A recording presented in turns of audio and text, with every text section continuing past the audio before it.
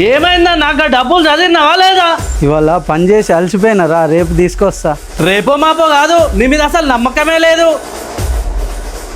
ఉన్నాడుగా నీ కొడుకు, వాంతోడు పంపి. సరేరా.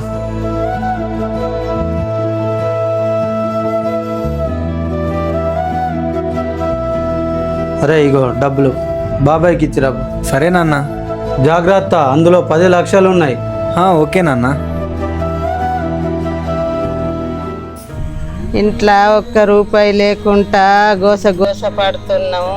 ఎట్లరా కొడుక, ఈ నెల ఎట్లన్నా వేసి పైసలు అంపురా కొడుక. సరే అమ్మా, నేను ఎట్లాగోలాగా డబ్బులు చదివి పంపిస్తా. పరువులు, బంధాలు, బాధ్యతలు అన్నిటికీ డబ్బే కావాలి. తొందర ఏదో ఒకటి చెయ్యాలి. అరే వరుణ్ రారా. అరే పోయి మా బాబాయ్కి డబ్బులు ఇచ్చొద్దాం రా. ఎంతరా? 10 లక్షలు రా. 10 లక్షలా? అరే మామ, ఇన్ని డబ్బులు తీసుకెళ్తున్నా కదరా, నువ్వు ఉంటే ధైర్యంగా ఉంటుందిరా, అందుకే నేను తీసుకెళ్తున్నా.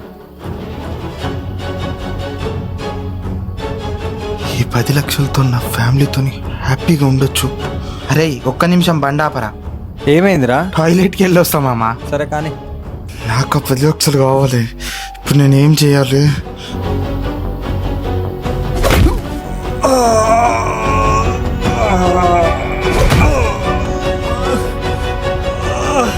ఫ్రెండ్ అనుకున్నా కదరా.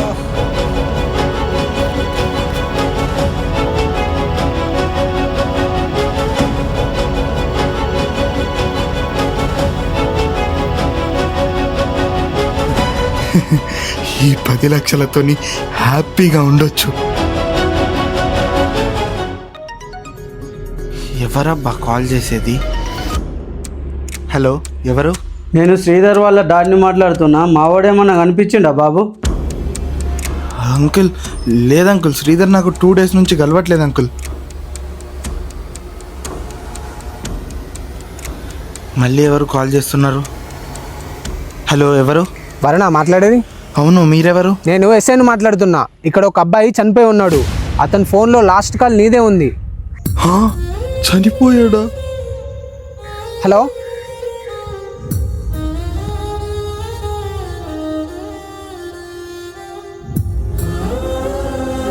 నువ్వు వాంతోడు ఎందుకు తిరుగుతున్నారా చీప్గా?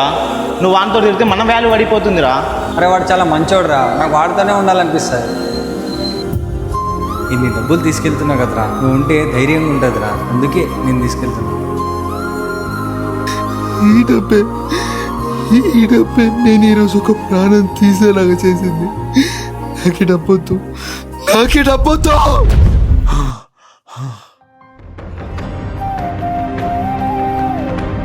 నా సమస్యలేవో నేనే స్వయంగా పరిష్కరించుకుంటా. నేను ఎవరిని ఇబ్బందుల్లో పెట్టదలుచుకోలేను.